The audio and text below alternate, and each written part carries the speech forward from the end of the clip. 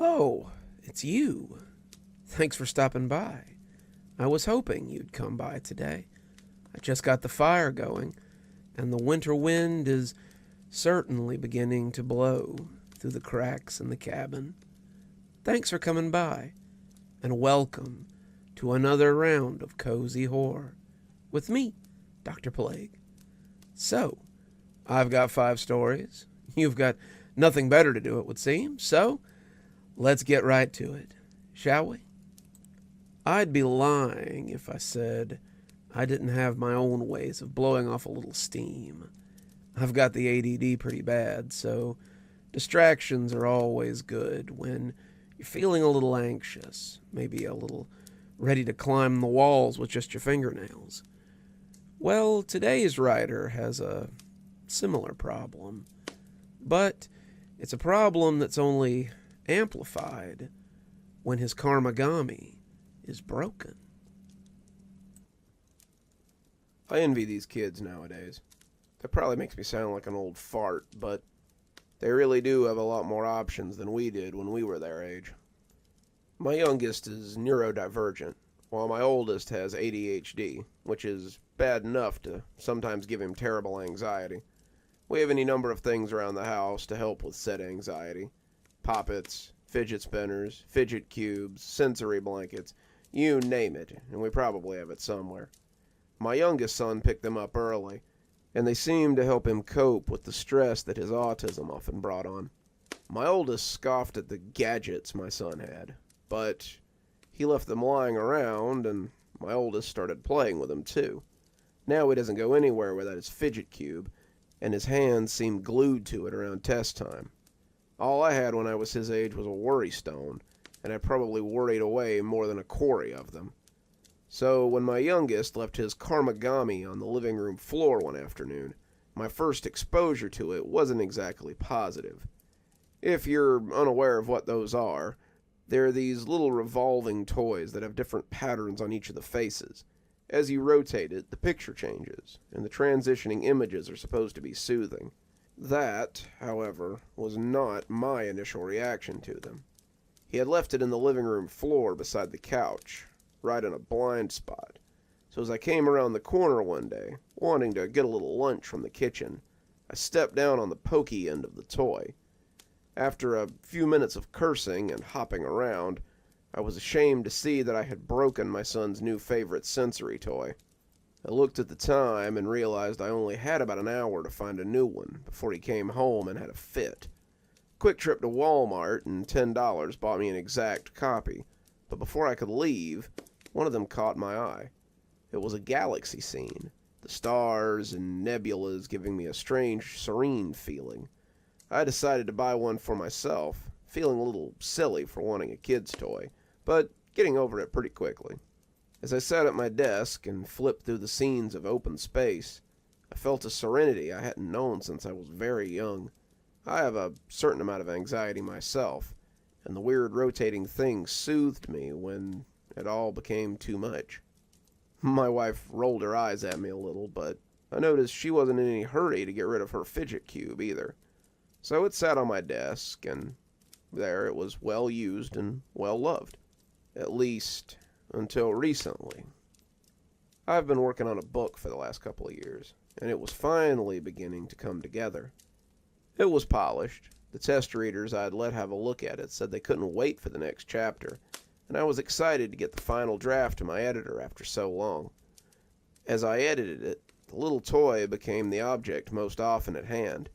I would turn it over and over without thinking about it, the galaxy spinning as my tale spun itself closer and closer to completion. I was turning it as I worked my way through the last fourth of the book, when something besides the swirl of the heavens caught my eye.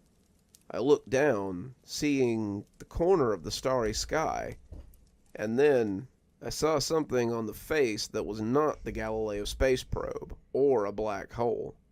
It was eyes. I dropped the thing in surprise, but I had definitely seen a pair of bloodshot eyes. I could swear the veins had pulsed a little, the pupils staring at me, and I had been so startled by the intrusion that I picked my feet up into my chair like I thought it might bite me. I reached down after a few seconds of sitting like that, feeling silly, and when I picked it back up, I could see the familiar black hole and space probe among the bed of stars. I shook it off, thinking I'd just been working too hard. Started flipping the little toy in my hand again. As the words began to fall comfortably into place, I forgot about the eyes. I put it off as an optical illusion. I kept spinning and spinning, stopping only to make edits or change something here and there, and I didn't think about it again until later that night.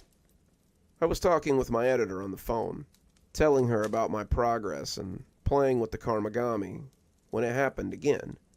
I figured I've got about 10 more chapters before I'm done with the third draft. I think then I might be ready to pass it to the proofreader so we can make it ready for publication.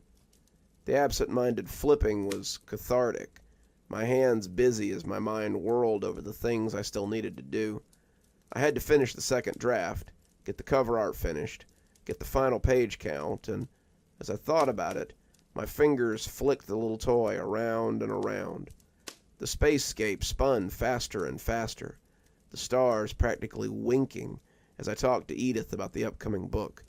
I'd forgotten about the eyes, chalking it up to stress, and the little thing hadn't been far from my hand since. "That's great, kid. If they're anything like the last pages you sent me, I can't wait to see them. Did you fix the problem you've been having with the third part?" "Yeah, I think so. I changed it so Mark and Ted move away while he kills Taylor. But the little toy had nearly slipped through my sweaty fingers, and I looked down to see the eyes staring up at me again. They were boring into me, judging me as they glared daggers into my Notre Dame t-shirt. As I watched the eyes, something emerged from the lower lip of the device, and I yelped as something bit me. I dropped the Karmagami and the phone I was talking on, looking down at my bleeding thumb as I shuddered on the couch. My wife and youngest son looked over at me, not sure what had happened, and I heard Edith from the floor asking what was going on. I reached for the phone, but my hands were shaking as the bite on my thumb bled.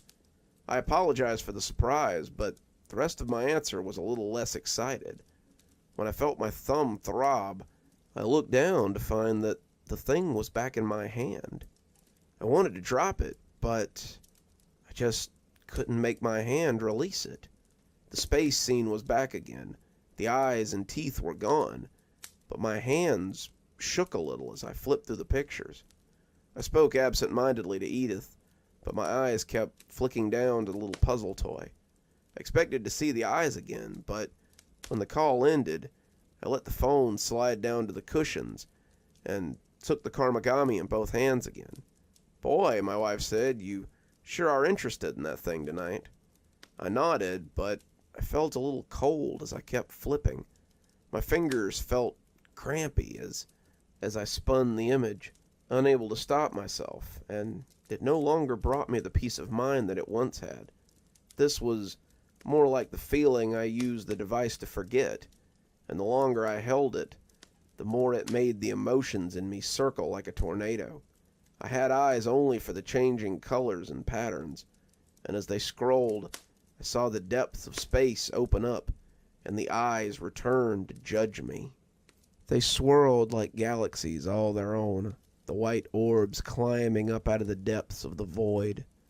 The veins pulsed in the pale pools, beating to the tune of their own phantom heartbeat.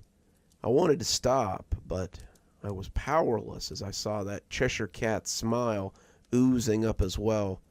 The teeth grinned wetly, drawing up at the corners as they ogled me.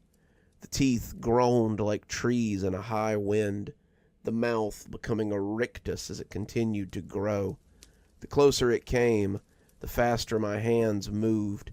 My fingers cramped, but they still worked as a blurry mechanism, faster and faster, closer and closer, the eyes and mouth rising from the void as my movements seemed to summon them into the world.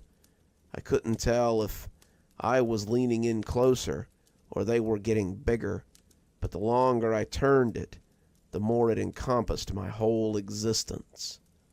When someone suddenly covered the object in my hand, taking it away from me in one smooth motion, I was both relieved and infuriated. I was in bed, completely unsure of how I'd gotten there, with my wife looking down on me with concern. "I think you've played with your toy enough for one night," she said, taking it over to my desk and setting it down. I smiled at her, a single tear sliding down my face, but inside, I wanted to jump up and throttle her. For the first time in my life, I wanted to hit her. I wanted to slam her head against the desk until she stopped moving, and then I wanted to pick up that toy and start moving the pieces again. I railed against the feelings, but they kept surging forward like eels just below the surface. She must have seen something when she looked back, because she paused before coming back to bed. Her look was strange, almost fearful, but she settled as I adjusted my face into something more normal. "What's gotten into you lately?" she asked, coming to bed as I pulled myself back to reality. "Just working too much lately," I stuttered, getting up as I got into my pajamas. Even as I got ready, I couldn't help but glance at the Karmagami. It was just sitting there, calling to me, begging to be touched, but I turned away as I went to lay next to my wife. The urge to hurt her had passed, and as we settled into bed, I felt like my old self again. I just needed a little distance from my favorite worry stone, and as I drifted off, I made a mental note to just let it sit there tomorrow. I closed my eyes and opened them in a dream void. I was floating naked in space, a long umbilicus sprouting from my navel. I was drifting, moving towards the last thing I expected to find out there. It got bigger the closer I floated, and I expected that it would suddenly burst open and reveal a bright flash of light. Maybe this was where the eyes came drifting from, though I'd certainly never seen it on the stickered background of my fidget toy. The door was massive, roughly 20 feet tall, and it only got bigger the closer I got. As it loomed up before me, I suddenly found myself not wanting to sit in that shadow. I didn't understand how it still had a shadow. Did things have shadows in space? I didn't know, but I didn't want to come anywhere near this thing, as little say as I seemed to have in the matter. It opened suddenly, as I had expected, bathing my eyes in star-dazzling light. As I shaded my eyes to see what was coming through, I saw those glittering teeth as they opened wide and came down loudly around me. I came awake with a deep gasp, finding only my sleeping wife and the dark room.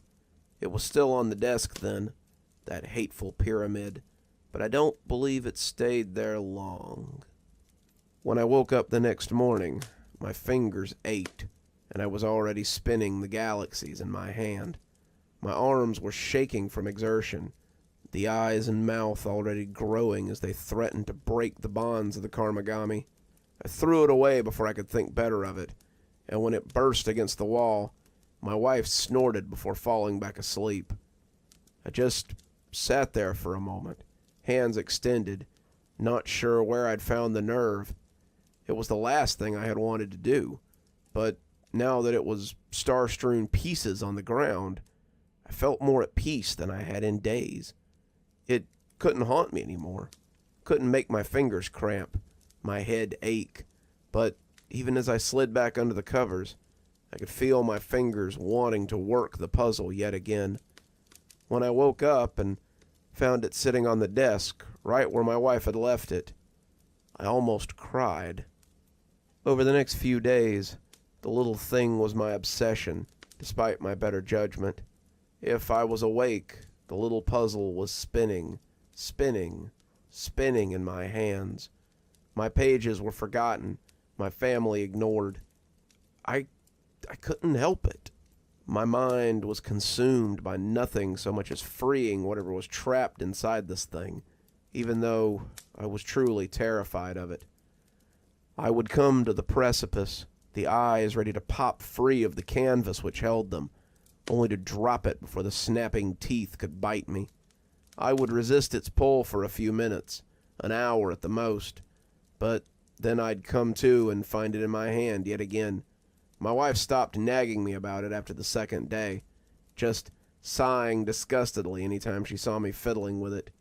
At some point, she left to take the kids to school, and they didn't come back.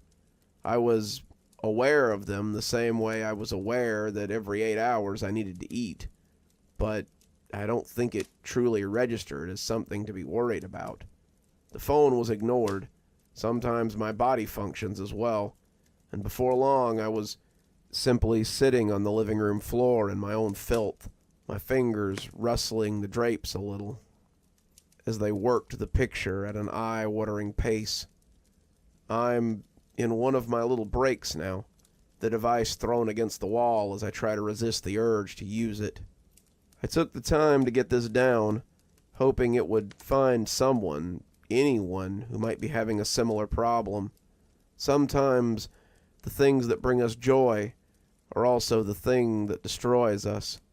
I don't know what sort of otherworldly being resides in this hunk of plastic and adhesive pictures, but it gets closer and closer to being born every time I pick the Karmagami up.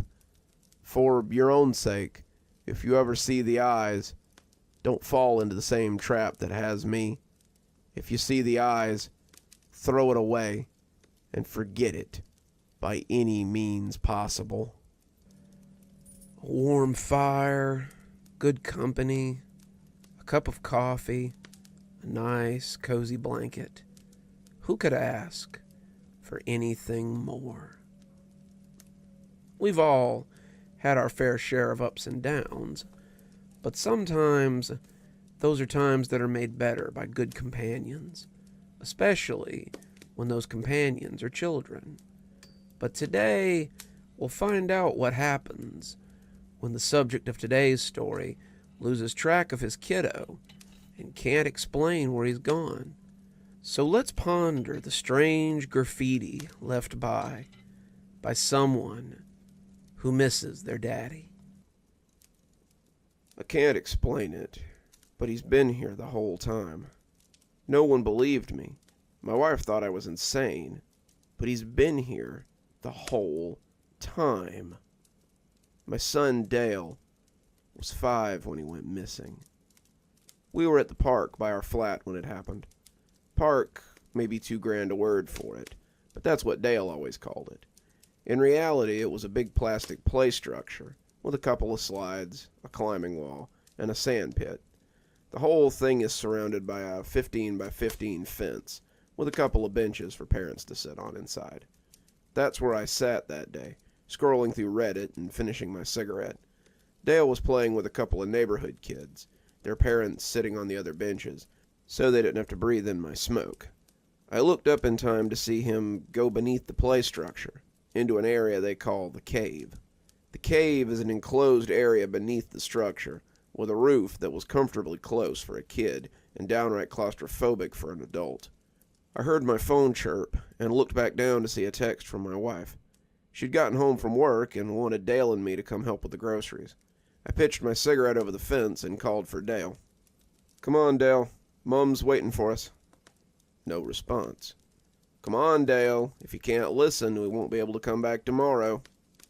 Usually this would have brought him running. Playing outside was his favorite pastime, but there was still no answer.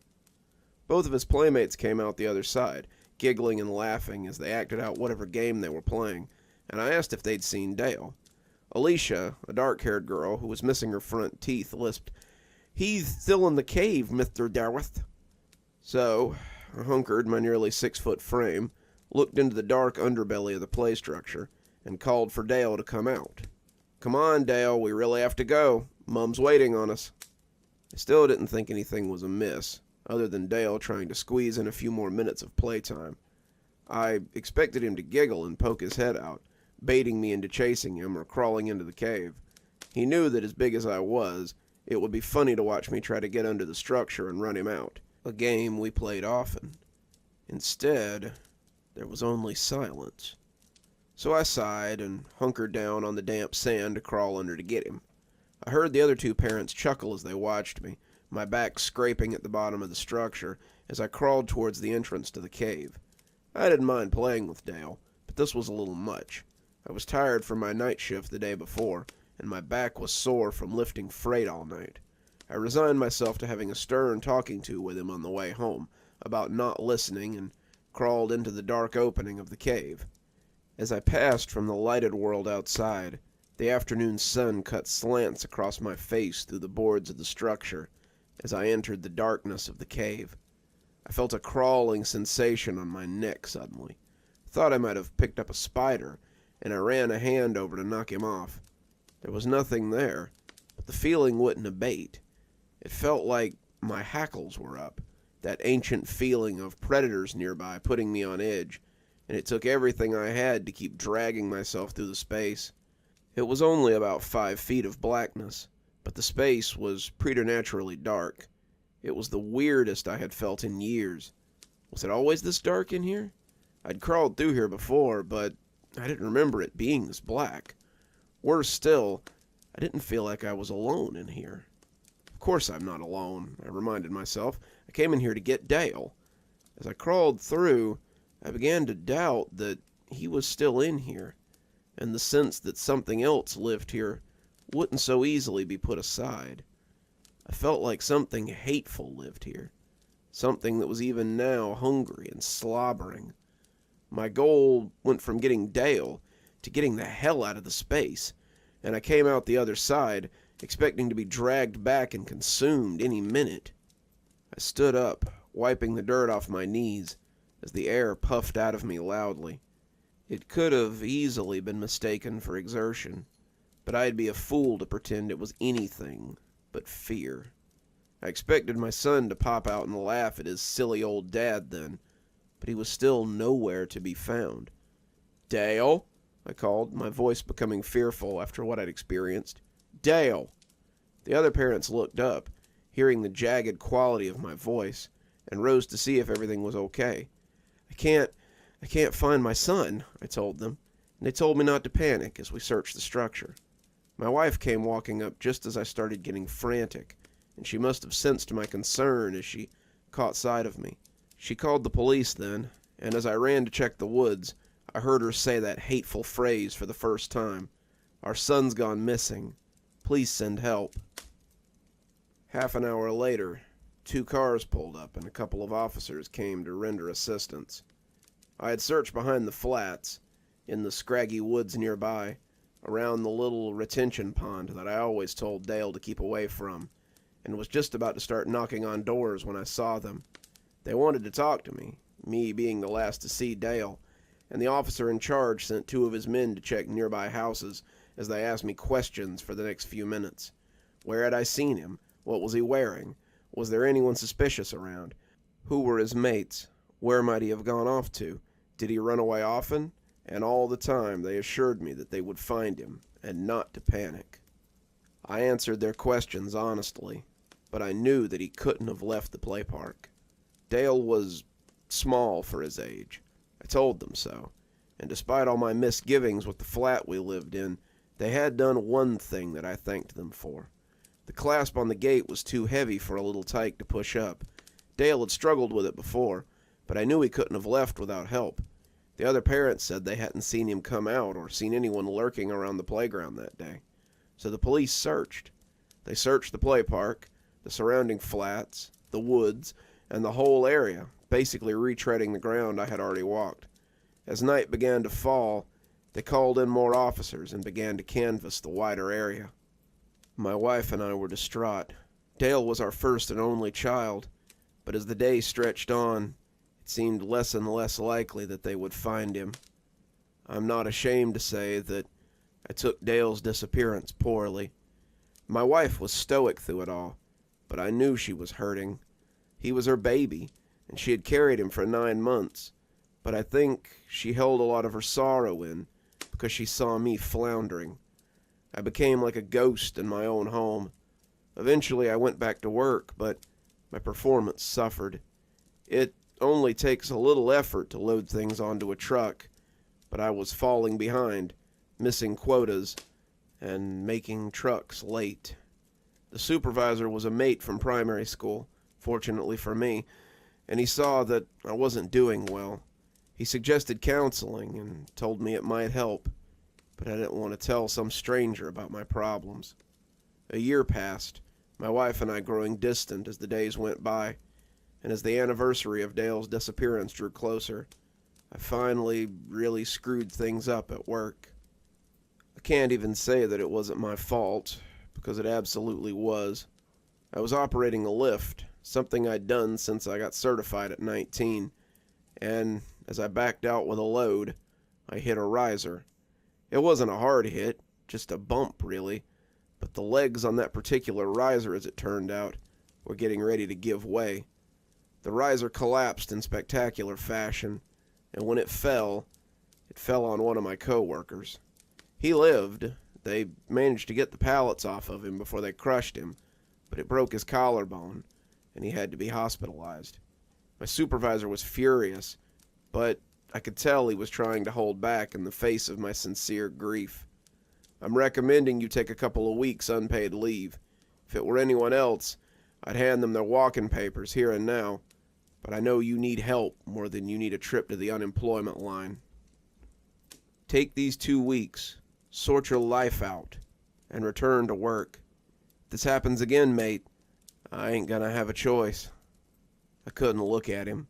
His pity was worse than his anger, and I knew I needed to do something.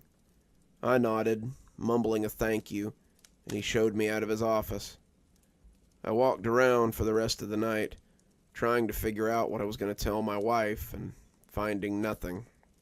She would be mad, probably mad enough to push her to leave me. But as the sun started to peek over the horizon, I knew there wasn't much else I could do. She was just as mad as I'd thought she'd be, but her pity was just as hard to look at as my supervisor's had been. He's gone. Dale is gone, and making yourself a martyr over it won't change the fact. You still have insurance. Get some counseling. Figure this out. I need you back. Not just back at work, but back here. I miss him too, but digging into these wounds won't make it any better. Get some help, for both our sakes. There was something unsaid beneath that statement, and I understood it, but wasn't sure what to do about it. I spent the next 4 days in a blackout state. I had found my therapy at the bottom of a bottle, something I had avoided up to that point. With no job to go to, I just stayed at home and drank my pain away. My wife's patience finally ran out. After 2 days of watching me hunker on the couch like a sot, she told me she was going to see her mother for a few days, and suggested I sort myself out while she was gone. If I come home and you're still like this, I can't promise I'll be back for long. Once she was gone, I spent most of my day in a fermented haze. That's how, on the 5th day, I found myself buzzed and sitting on the same bench I had been on when I told Dale we needed to leave. It was early afternoon, and the play park was empty, thank God. It wasn't the first time I had just come to sit here, and the other parents often found excuses to leave with their kids when I came to wallow in my grief. I was the sad father who came back to the place he'd suffered most, and I really hoped the park had been empty when I got here. Even in my current state, I didn't want anyone to see me like this. It was embarrassing, and it might frighten some of the children if I came weaving into the park smelling like a distillery. I was staring at the play structure, thinking to myself that it might be time to get some help after all. When I first saw it, it was just 8 words, but those 8 words sobered me up faster than any cold shower ever could. On the side of the slide, in rough marker, someone had written, "Where have you gone, Daddy? I miss you." I just sat there, staring for what felt like an eternity, and as the tears came, the alcohol came up as well.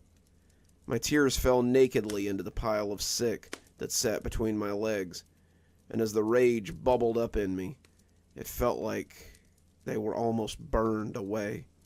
Someone was mocking me, mocking my son's loss, and as I staggered towards the super's office, I was madder than I had any right to be. Mr. Vidner, the super for the complex, always reminded me of one of the hobbits from The Lord of the Rings.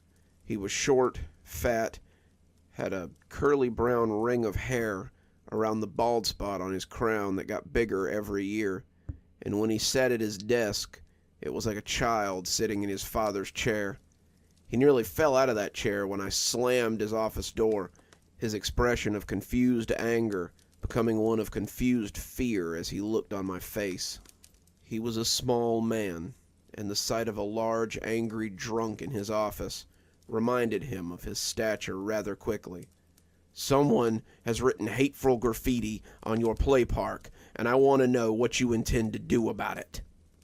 He took a minute or two to collect his thoughts before asking what the hell I was talking about. I took him out to have a look, leading him to the slide in question, and he looked taken aback as he read the words. "Who would do such a thing?" he asked, more to himself than anyone. The way he side-eyed me, I could tell he thought I might have done it myself, but one look at my face made him rethink it before he said it. "I'll take care of it immediately, Mr. Dawes.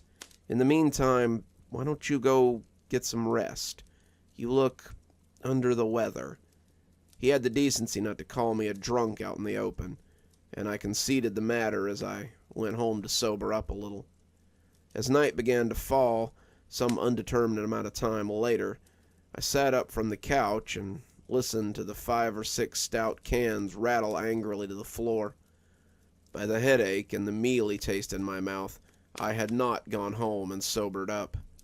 As I moved into the kitchen to make something for dinner, I remembered the words on the slide and felt angry all over again. As the meat pie I had taken out of the freezer spun in the microwave, I wondered if Vidner had taken care of it like he said he would. I wondered if he'd painted over it or washed it away or how he had done it. Were the words still sitting there on that slide? As the microwave dinged, I resolved to go find out, and took my pie and plastic fork on a little field trip. I watched the steam roll off the top as I walked down to the little park, the night air alive with crickets and night birds. It would have been pretty if I hadn't been in such despair. The trees were losing their autumn leaves, becoming bare and skeletal, and the air was crisp enough to make my undershirt unadvisable. My bare feet slapped at the concrete as I walked away from my flat, and the closer I got, the better the view of the offending slide. The words were gone, the pressure washer having left the slide a little lighter for its effort, but as I came through the gate, I saw that something else had been added to the side of the structure. It looked like the same marker strokes, the handwriting big and childish, and as I read it, I felt a growl rumble in my throat. "I saw you today, Daddy. I saw you, but you didn't see me." I looked around as the wind rattled the nearby tree, expecting to see a group of snickering youths as they watched me. This had teenagers written all over it, and as the pie slipped out of my hand, I loosed my shout at the sky. Why? Why did they devil me like this? Was this a game to them? When I was a kid, we would never have done something like this to anyone, let alone a grieving father. The dark offered up no answers, but the side of the play park did when I turned back. Beneath the first message, another, smaller message was written in the same childish scrawl. The longer I looked at it, the more I recognized it. How many times had I watched my son scribble words in his reader just that way, filling in the workbook pages in big, looping script as he prepared to go to kindergarten. "Daddy, I can see you, but you can't see me. Please help me. It's scary here." I hunkered on my knees in the sand, looking at the words as I ran my fingers over them. They looked just like his, and as I felt a splinter catch in the pad of my thumb, I pulled it back sharply. There was no way he could be here. There was no way that he could have been hiding here for a year. But as I watched the playset, I had no doubt that he had written those words. "Dale," I said, my voice quavery as I glanced into the shadowy depths of the playground. Dale! I shouted a little louder, casting around as I tried to find him. I walked around to the other side, stumbling in the gritty sand as it sucked at my feet. My head was full of rails, and my words slurred even to my own ears. There were doubtlessly people looking down through their curtains at me as I capered like a sot drunk, but I didn't care. My boy was here. He was here somewhere, and I needed to find him. I tripped then, going face down in the sand, and when I came up, I saw a new message on the wet-looking plasterwood. It was hard to see in the shadows that I sat in, but as I got closer, I put my trembling fingers on it to make sure it was real. My fingers came away tacky, the tips black as if they had touched wet marker. I need you to come get me, Daddy. I'm stuck in the sad swamps, and I need help. Excuse me, sir. Everything all right here? As their flashlights hit me, I squinted, but the words were like a brand across my eyes. The sad swamps was what Dale called the swamps of sorrow from his favorite movie, The Never-Ending Story. We had watched it about 1,000 times, and when the VHS that I had owned as a kid finally broke in the VCR, we had searched for it on DVD until we found it at a local thrift store. He watched it every day before his afternoon nap, and I imagined that he could just about quote it word for word. Seeing the words sad swamps made me certain that it was Dale talking. But how? How could he be talking to me from... The light was right in my face now, and I pulled up a hand to block it. Some of your neighbors were worried. You were faring poorly, Mr. Dawes. They heard you shouting and wanted us to come check on you. They were being kind. It seemed that everyone was being kind these days to poor old drunk Mr. Dawes. But I didn't have time for them. I'd seen something under the edge of the play park, half a word that was buried in the shadows. It was his latest message, and as I staggered towards it a little, I hoped it would tell me how to get to him. What happened? One of them asked in his jovial tone as he leaned down. Why flock you out after you came home snookered? Well, we can get you a place to sleep it off, sir. Never... He had put a hand on my shoulder, but I pulled away from him as I tried to see the words that were written beneath the structure. It was just 6 words, but I couldn't see the last one, and the last one seemed very important. The police grabbed a hold of me, but I fought to get away as I tried to see that last word. I got as close as I could, both catching me under an arm as they pulled me away from the structure, and finally I saw it. I repeated it again and again as they put me in the back of the car, all the fight out of me now, wanting to commit it to memory before my drink-addled brain made a muck of it. We'll phone the missus and let her know that she can pick you up in the tank, Mr. Dawes. If she don't wanna, then I guess you're sobering up on a bench for the night, so long as you don't try any more of that. I ignored them as we left the parking lot, my flat disappearing behind us as I repeated those 6 words like a mantra. Look for me inside the cave. The police hadn't been wrong. My wife was livid. She came down to the station, her clothes clearly thrown on hastily, and glowered at me through the bars of the holding cell. It was just me in there with a few old gaffers, and they were snoring in a corner as I slouched on the bench. I was still imprinting those words on my brain, mumbling them like a magic spell, when I heard her voice and looked up into her scowling face. I can't believe you've done this. It isn't enough that you get sent home from work, that you do nothing but blunder around like an old tramp, and that you won't get any help for yourself. But now you go and get yourself tossed in the drunk tank. I'm done, Malcolm. Do you understand me? This is the last straw. I won't stay here and watch you destroy yourself. He's alive, I rasped out, and when she looked back at me, I saw all the anger leak out of her, only to be replaced with pity. I miss him too, just as much as you do, but you have to let him go. It's been a year, Malcolm. He's not coming home. It wasn't your fault what happened to him. You have to stop blaming yourself for this. He's been leaving me messages at the play park, Stephanie. I can prove it. Come with me and I'll show you. We can find him. We can be a family again. We can... But she cut me off with the first sob I'd heard from her in months. I'm leaving, Malcolm. When they release you in the morning, don't call me. Go back to the flat. Go to your mother's house. Go to hell for all I care. I can't watch you do this anymore. She left me there with the other drunks, but I'd already decided what I had to do. They turned me loose in the morning, and after a brisk walk home, I got the things I'd need. I brought a torch, some string, and a big hunting knife I'd had since I was a teenager, and set off for the play park. It was early morning, and I had the place to myself, save for the pigeons still gobbling at my spilled pie remains. I didn't see any new graffiti, but I didn't need any. I knew where Dale was, and as I got on my hands and knees, I crawled around the playground and into the cave. Even in my assuredness, I felt foolish as I moved into the cave. It was dark, but I could still see the light streaming in from the other side. I didn't feel that same sense of foreboding like I had before. No sense of monsters coming to gobble me up, and I turned on the torch as I checked out the corners. The cave was a box of 4 walls with a roof of thick plastic overhead, and I should have been able to see all 4 walls. 3 of the walls were normal enough, but as I looked to the west-facing wall, I was aware of another opening that led into a space that shouldn't exist.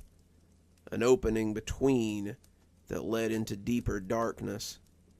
As my torch turned against the encroaching blackness, I turned my body in a ponderous circle and started crawling into it. If I meant to get my son back, I would need to hobble into the sad swamp and come out the other side. In contrast to the dark cave behind me, the space I entered was pitch black. The edges of my light curled oddly, the darkness seeming to retreat around the edges like felt as I moved in deeper. I wasn't underground. I was still heading forward, but given the dimensions of the play structure, the place I crawled shouldn't exist. The length was wrong. The longer I crawled, the more I expected to wake up and find that I had fallen asleep in the drunk tank. The space was cramped, but felt vast as it stretched on. It was like an abandoned underground cave, the claustrophobic passage threatening to collapse on me at any minute. Besides being black dark, it was also utterly silent. Besides the crunch of my knees as they moved over the sand, no other sounds seemed to exist. My own labored breathing seemed to be absorbed by that thick midnight around me, and every painful drag of my body sent a spasm of need through me. It was a primal need, a need to stand at my full height and stretch my arms up, a way to dissipate the confining gloom that hung around me. The same part of my brain made it pretty clear, however, how bad an idea that would be.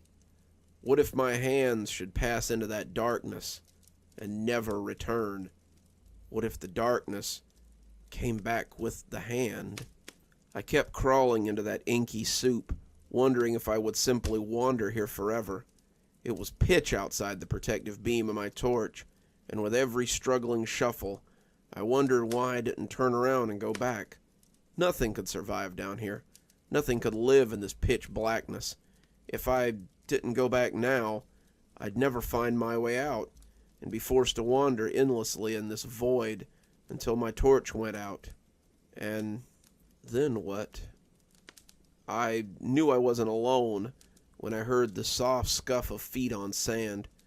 I looked into the black expanse, expecting to see the beast that had terrified me the last time I found myself in this nothing.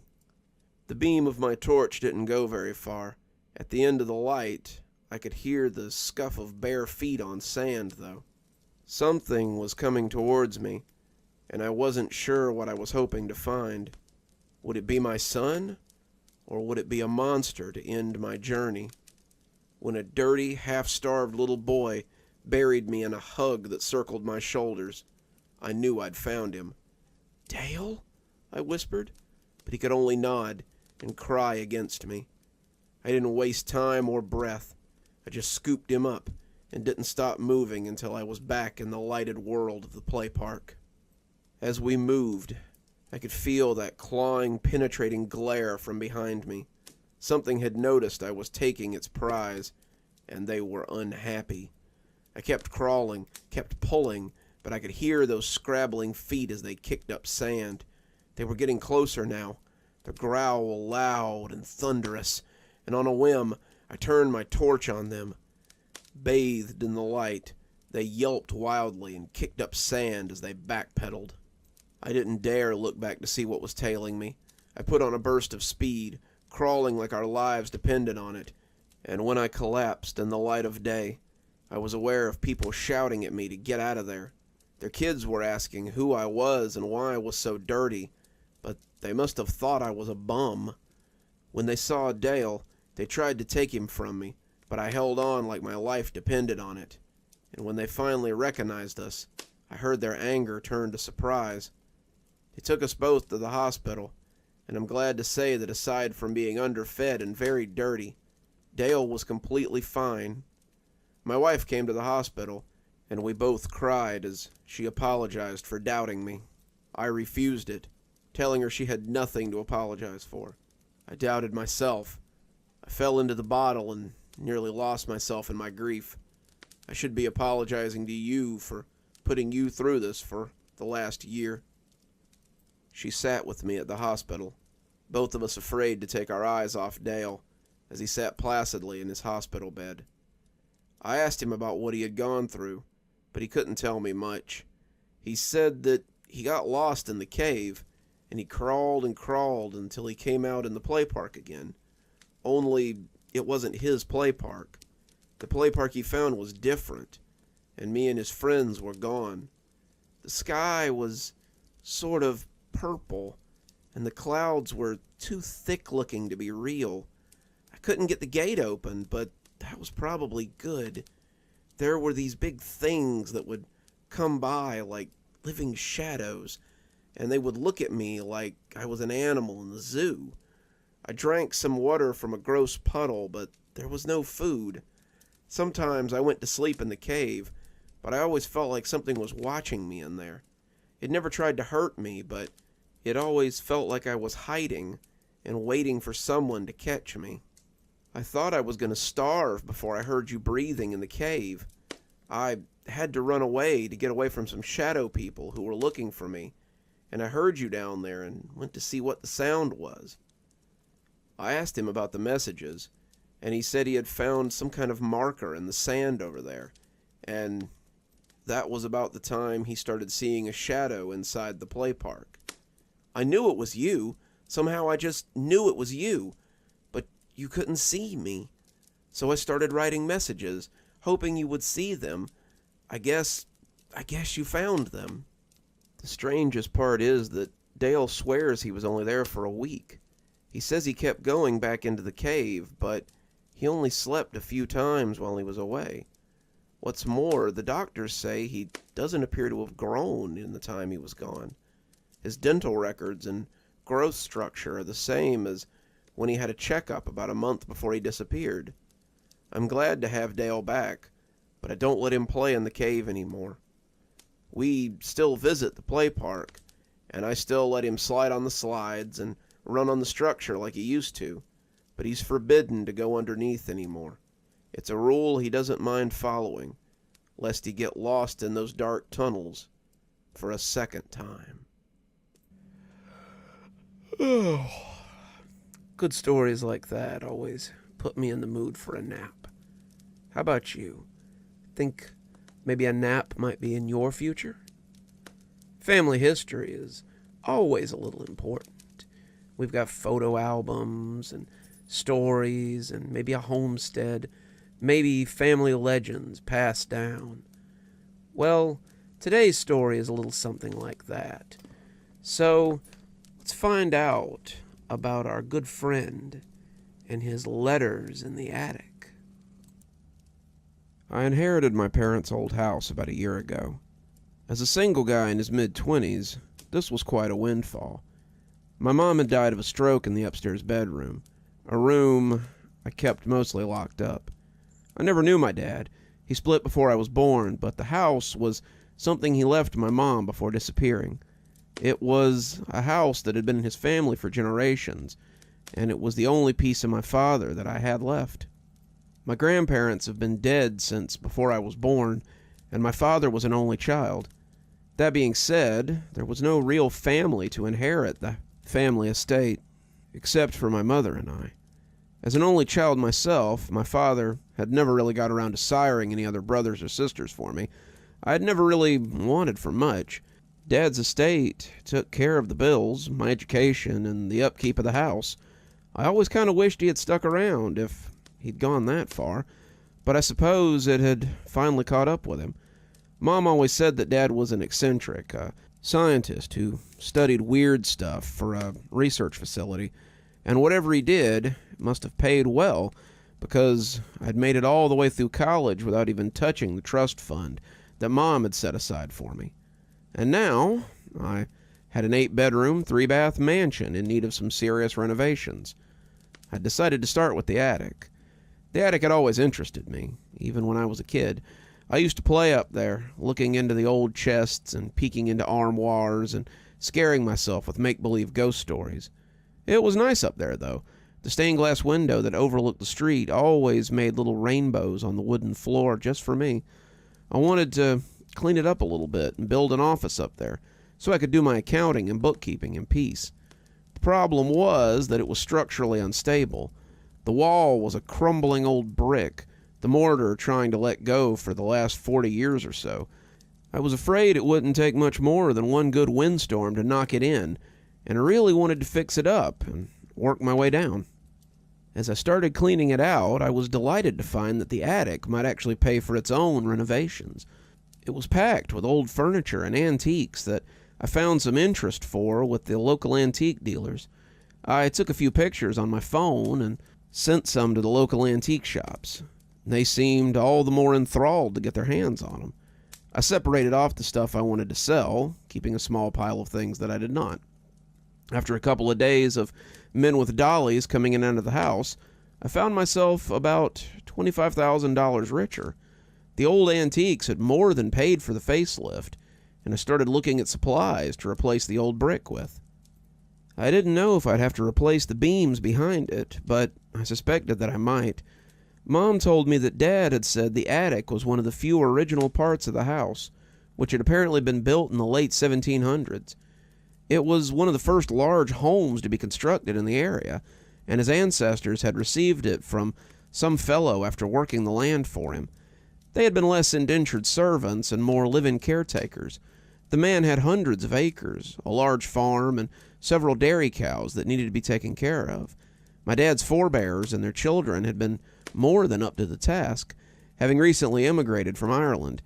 When he had left it all to them in the will, they had suddenly become very rich and very powerful in what was an up-and-coming part of the world. That would make the attic nearly 300 years old, and the fact that it was still standing was a marvel in of itself. I had talked with a friend of mine who was a member of code enforcement for the city, and he had said to be careful when I started taking down the bricks. He said he was pretty certain they weren't load-bearing, but if the attic was as old as I had said, then it would be an accident waiting to happen. I'd been up in the attic during all kinds of weather, and I'd never seen it so much as sway in the wind. Whoever had built it had done some amazing work, and had actually built it to last. As I set to work taking down the first of the bricks, I did so with an ear out in case I needed to run. I had barely set my hammer to work when I saw something sticking out between a loose brick. It appeared to be an envelope, an old and yellow thing that likely would have crumbled to nothing had it not been sealed up in the wall. I reached out for it, wiping masonry dust off of it as I looked at the front. It was signed, "To my child," from Marcus Krim, and it was dated 1934. This gave me pause. As far as I knew, there was only one Marcus Krim that had ever lived in this house, and he had been my father. To my knowledge, though, he hadn't even been born in 1934. I set the letter aside, not really sure what to make of it, and kept working. The wall appeared to be held up not by wooden beams, but metal beams. That struck me as weird, because the means to do so in the 1700s would have been very difficult to achieve. They were crude metal beams, to be sure, but they were very thick and very sturdy, and had likely taken someone a very long time to put into place, without a crane or some sort of tools. However the architect had managed it, this was tremendous. I would save a lot of my recent windfall by not having to replace the wooden beams that I had assumed would be there, and decided that the flaky wall was just a product of its time. I was halfway through the north face of the wall when I found another letter. The front of this one read, "To my child, from Marcus Krem, 1984. The date on the letter seemed reasonable. My father would have been about 12 years old in 1984, but I doubted that he was writing letters and putting them in the masonry. I set it aside, wanting to get back to work, but it was hard not to open it to see what it contained. This one looked a lot newer than the other one, and I supposed it had spent a lot less time in the wall. Why my father was leaving letters for me inside the attic wall, I didn't know, but I supposed that when I was done for the day, I might sit down and see what he had written me. By midday, I had found 5 other letters, and my curiosity was piqued. I had found one from 1984, one from 1934, one from 1956, and another one from 1890. There was also a 5th from 1954. They had been stuffed in the wall behind loose bricks, popping out as I smashed up the wall with my sledgehammer, and as I broke for lunch, I decided that it might be time to have a look at them. I didn't know if this was some elaborate joke someone was playing on me or not, but the idea of getting letters from my father, a man that I had never known, was intriguing. Maybe the dates were code or something, and I wondered if there was some other treasure to be found in the house, besides the antiques in the attic, that was. I decided to open the letter from 1984 first, it being the closest to today's date. Inside was a handwritten letter in what I recognized as my father's meticulous script. I had seen some of his journals in the library, writings on physics and scientific theory, and I was familiar with the way that he wrote. He marked the envelope with a stamp, though I had no idea why, and it had been sealed with wax that was light as I broke it. Hello. As I have not learned your gender yet, your mother insists that it be kept a secret, I'll just call you Child. I suspect you have questions, and I wish I could answer all of them, but I fear this letter will be a poor explanation. Your mother may have told you that I was involved with an organization studying scientific principles. One of the principles they were interested in was time travel. It wasn't something I believed in, but I was willing to take their money and study their theories. I thought the concept was so much hogwash, but as we began to make breakthroughs, I had to admit that there was merit to it. I began to get excited, thinking we might actually break the secret of passing backwards and forwards in time. On the day of testing, we all drew straws to see who would be the one to test the device. I drew the short straw, so I was placed inside the chamber. I prayed they did not send anyone after me, because it appears that something has gone terribly wrong. I closed my eyes in 1998 and opened them again in 1984. We'd done it. We could go back in time. But there was a problem. I had no way to return, and it appeared that my means of time travel was unstable. I arrived in December 1984, but 3 days later I was in September 1984. I was jumping backwards in time, little hops at first, but I suspected they might become progressively stronger as time went on. I don't know how to contact you, or if you'll ever find this letter, but I know the house has existed for at least 200 years. If I leave a letter in the attic, somewhere it's not likely to be stumbled across until someone is looking for something else, maybe you'll find it, and you'll know that I didn't abandon you and your mother. You'll know what actually happened. I'm going to break into your grandparents' house tonight and hide this in the attic. I remember that tonight was when they left me at my sitter's house and went out to see a late movie, so there should be more than enough time to get in and leave the letter in the wall of the attic. I hope it finds you well, and I hope that you are well. Sincerely, Marcus Krem. I was speechless for a moment, not sure what to make of it. Was this real? I'd known my father was a little eccentric. Mother said he towed the line between genius and crazy, but this was out there. Had my father been playing some elaborate joke before he left? Had he been trying to trick a small child into thinking that his father was just a time traveler and not a deadbeat? I didn't know, but it only made me more curious to see the other notes. I shifted through them until I came to the one from 1956. It was the next one in chronological order, and seemed to be the best place to pick up the story. I opened it with a finger, wincing as the old paper sliced me a little, but I sucked at the paper cut as I spilled the paper onto the old desk. A few drops pattered onto the blotter, but the letter was spared, and as I sucked at it, I read what I had written there. Child, I've spent the last week shifting backwards every few days. Sometimes I would stay in a spot for days, sometimes it was seconds, but it seems I'm destined to live my life backwards. I always seem to stay in the same town, the town I grew up in, and it's odd to watch the town slowly grow younger, opening your eyes to see the town shrinking, a building at a time. I spent 2 weeks leaping backwards at various speeds, but when I finally came to rest in March of 1956, I felt jet-lagged. The town was half the size it had been. The cars as different from the turn of the century as they would be in the early 1900s. People looked at me strangely, my clothes likely appearing odd, but my money still worked. The teller would get a shock when he realized that they had a bill that wouldn't be circulated for 40 years, but I needed to eat.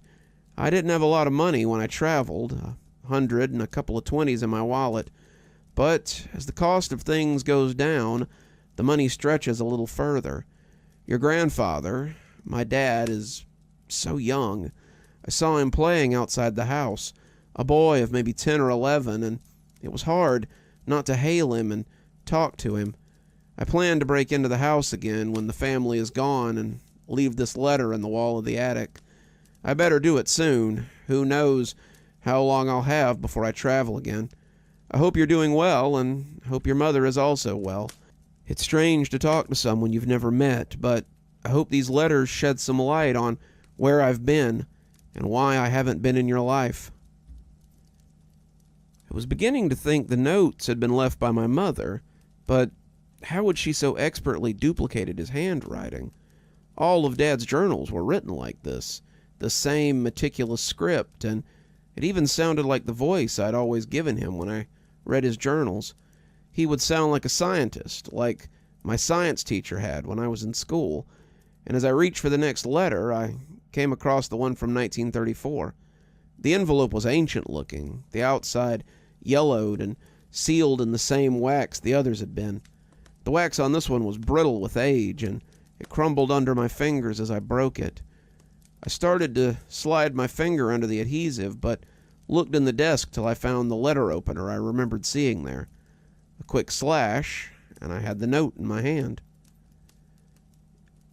Child, I went to sleep 2 days after delivering the letter to the wall, and woke up 60 years in the past.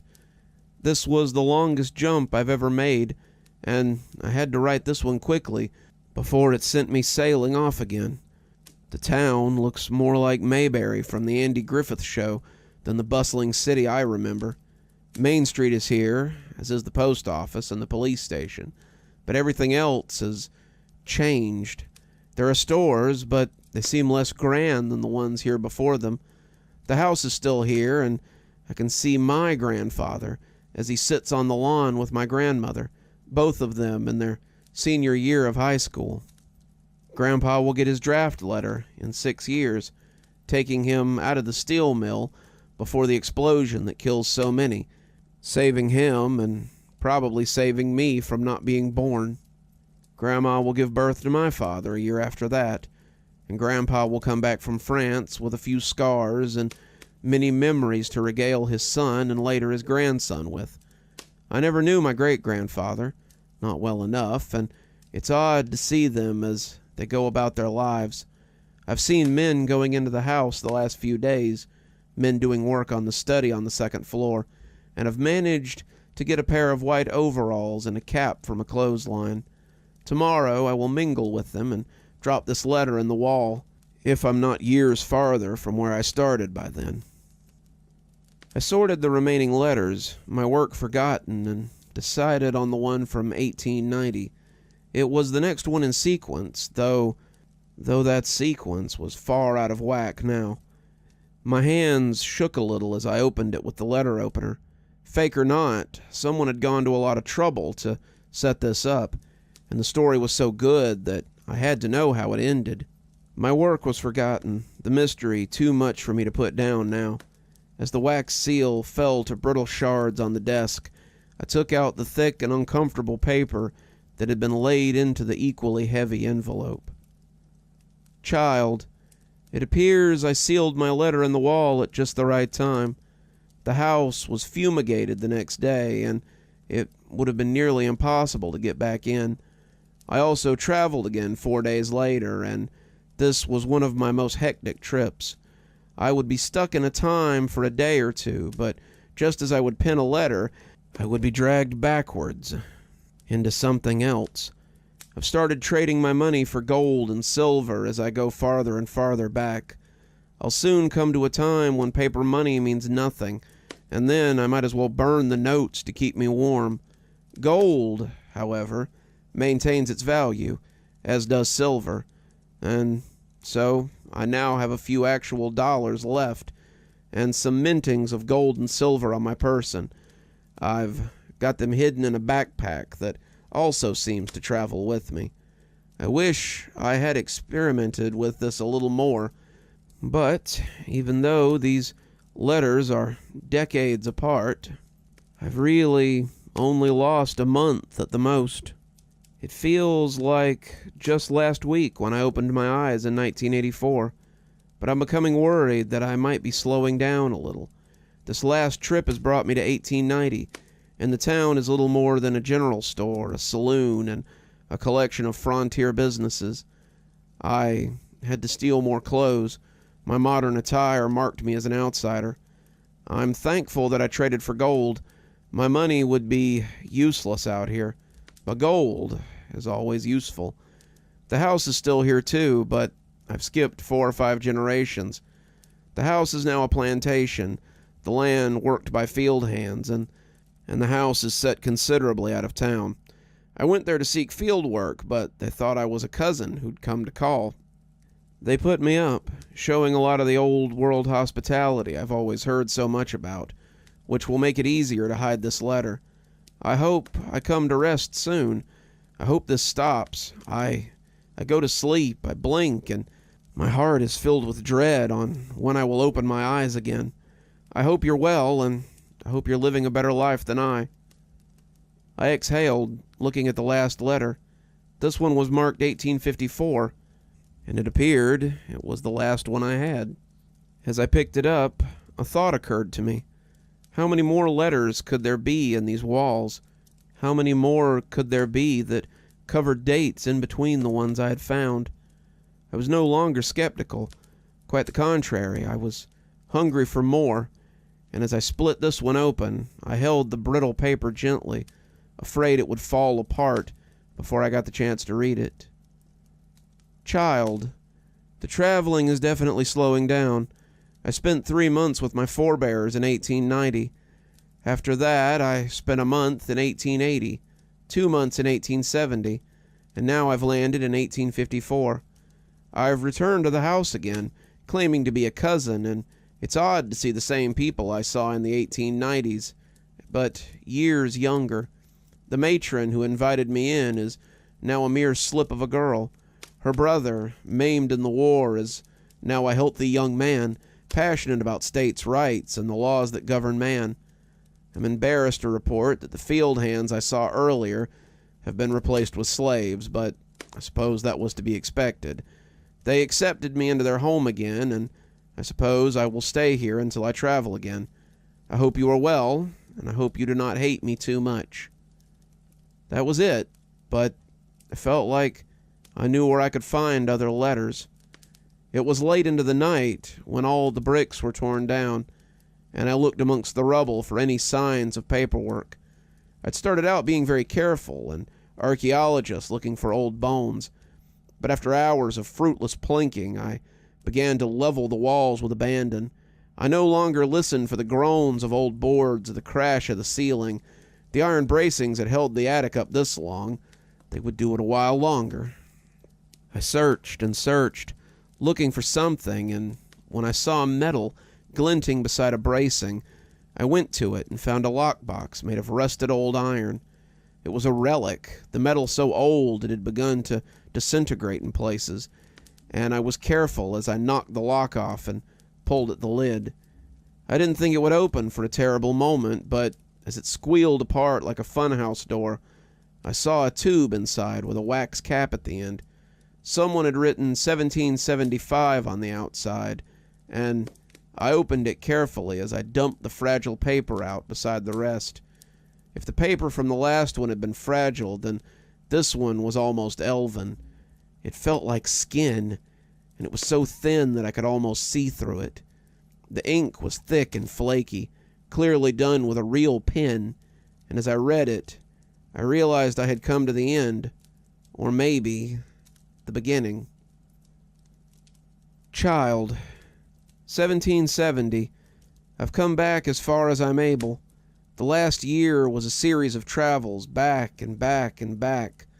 Sometimes I might get as much as a week in one time, but usually it was hours.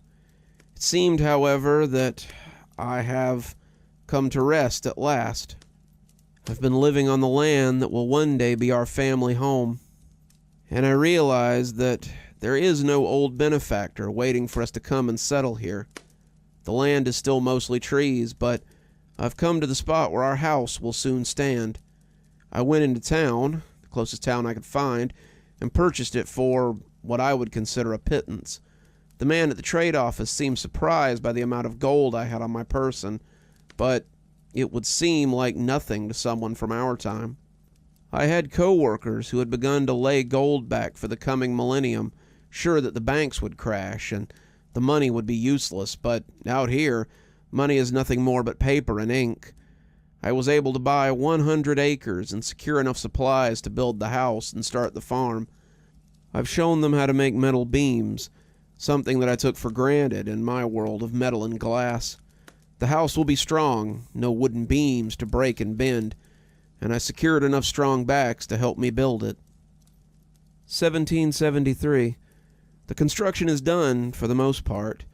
The attic was difficult to build with their current level of technology, but I think they did okay. The house looks just like it always has, and as we set up the barn and the fields, I have begun to loan money to those who are in need. The interest alone has made me wealthy and become quite well known in the area. The workers I've hired have settled land nearby, and I believe they are establishing the town that will one day encompass this house.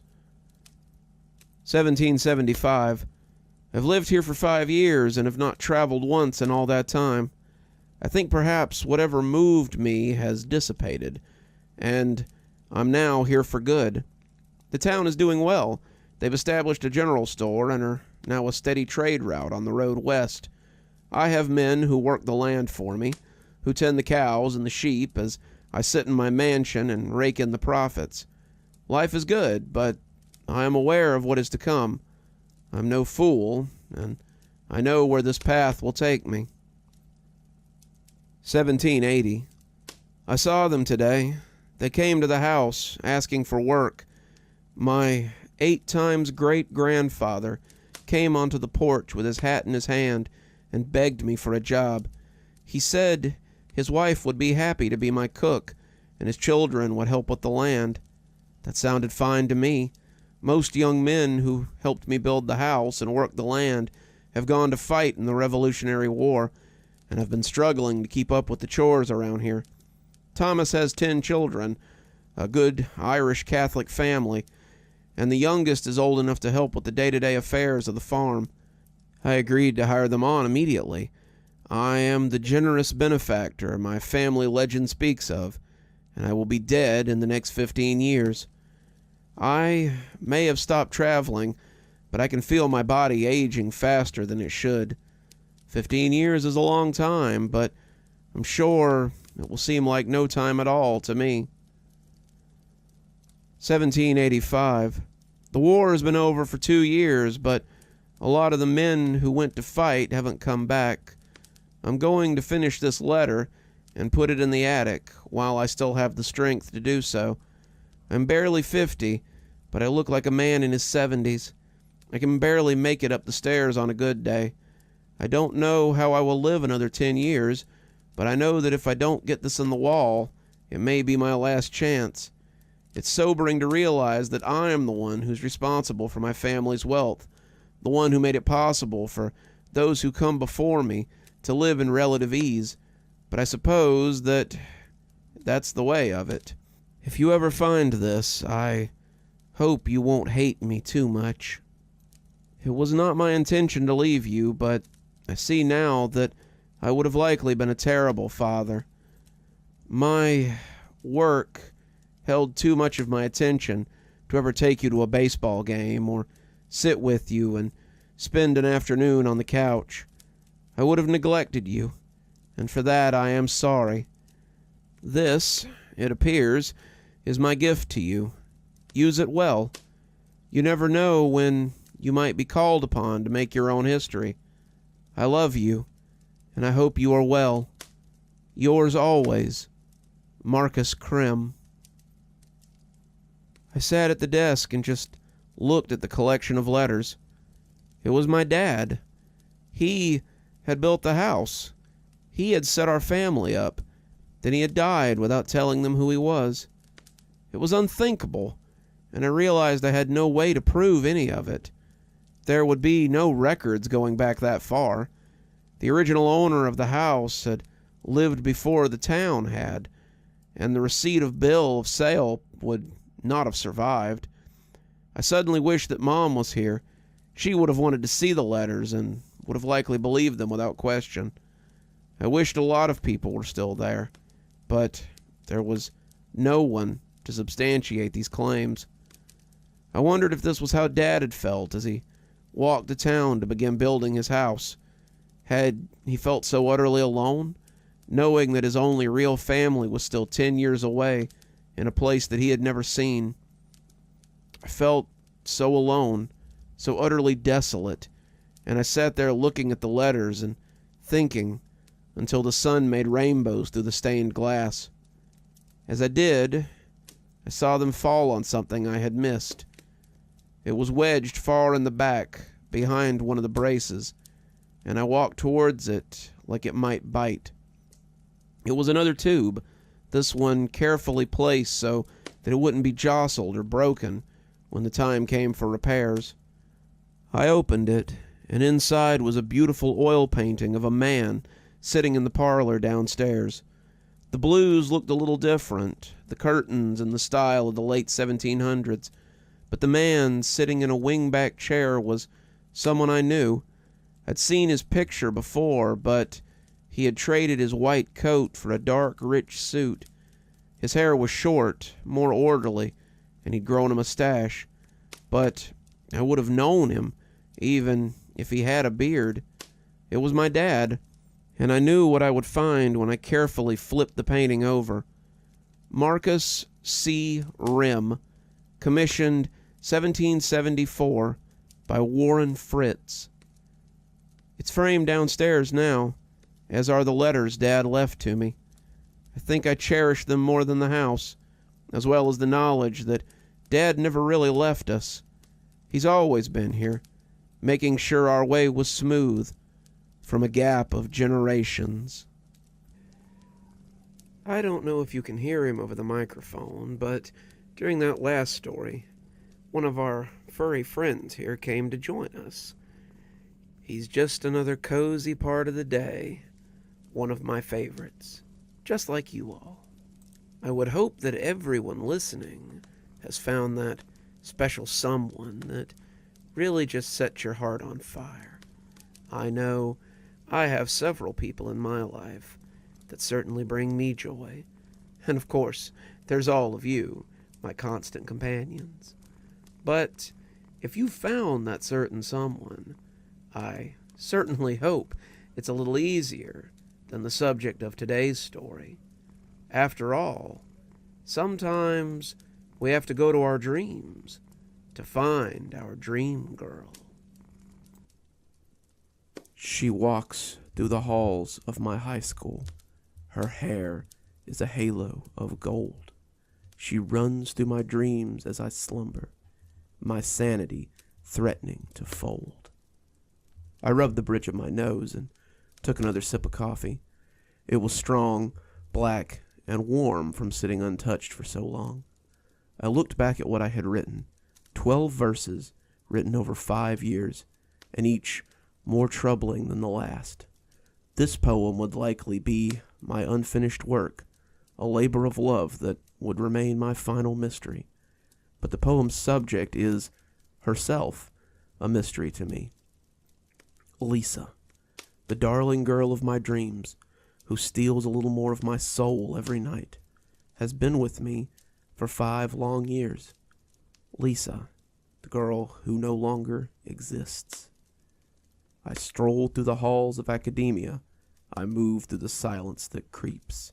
She glides like a goddess of reason, this angel who comes when I sleep. I wrote those words on January 25th, 2014. I was a sophomore in high school, still struggling to mold my burgeoning talent while dealing with the growing flames of my teenage hormones. For years, I'd been told that I wrote well, English teachers and creative writing teachers praising my work, but they always said that it lacked a focus that they hoped I would find in time.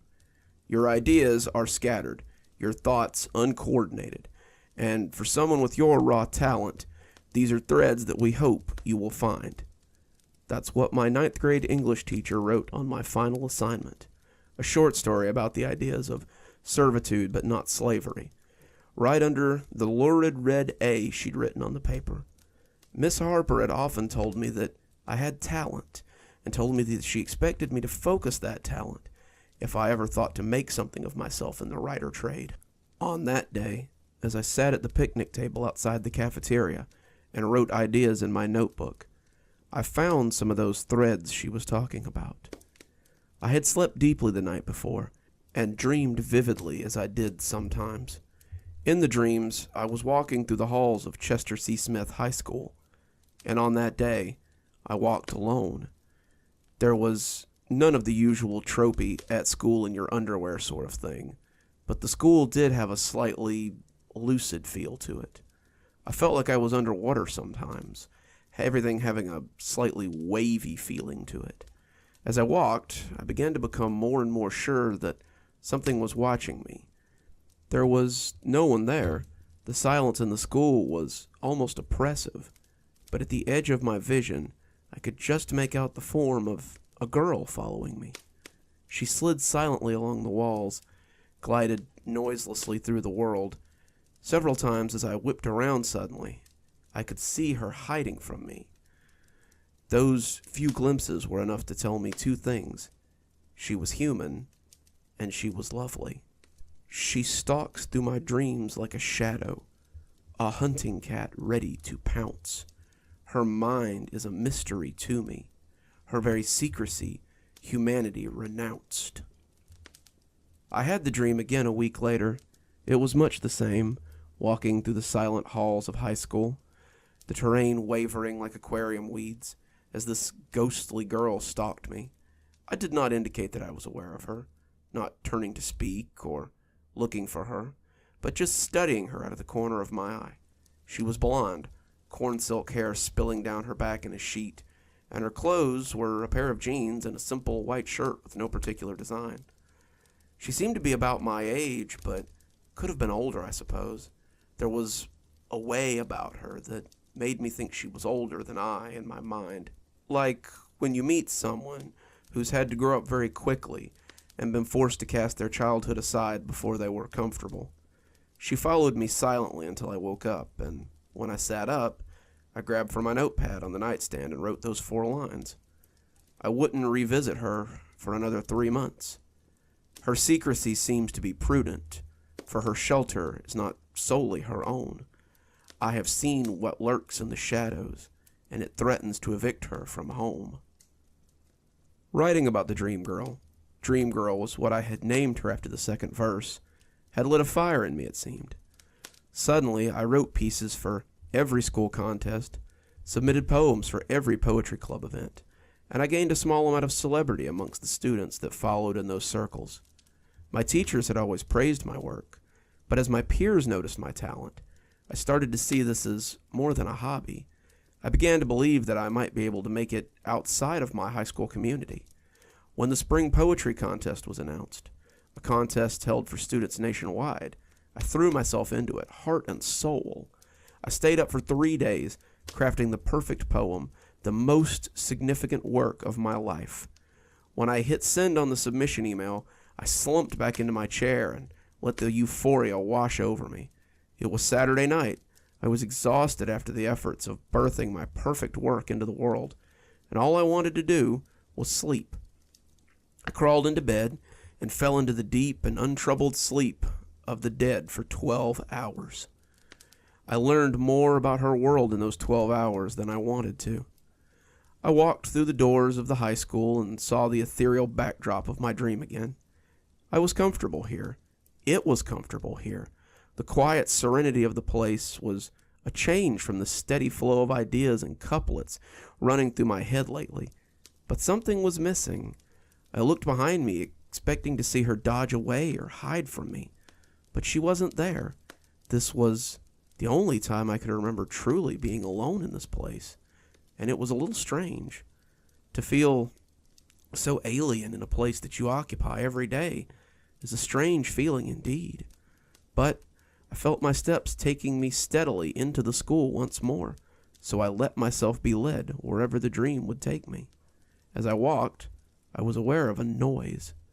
The fact that there was a noise at all was strange, but the type of noise was stranger still.